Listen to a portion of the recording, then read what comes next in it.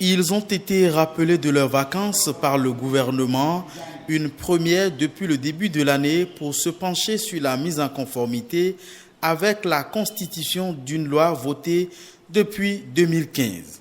Il s'agit de la loi portant statut général de la fonction publique, une loi de 395 articles rendant officiel, entre autres dispositions, l'âge du départ à la retraite pour les agents permanents ou contractuels de l'État à 60 ans. Une loi dont certains articles ont été déclarés contraires à la Constitution du 11 décembre 1990 en République du Bénin. Ce tableau-là présente à gauche les corrections suggérées par la Cour. Nous avons indiqué les articles concernés et à droite, nous avons indiqué les pages qui sont concernées pour faciliter un peu la lecture et le suivi.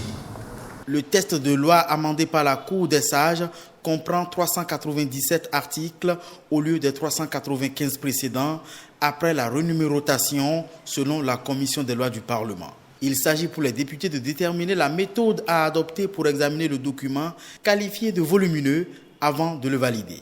Afin de mieux se concentrer, les députés ont demandé une suspension de quelques jours.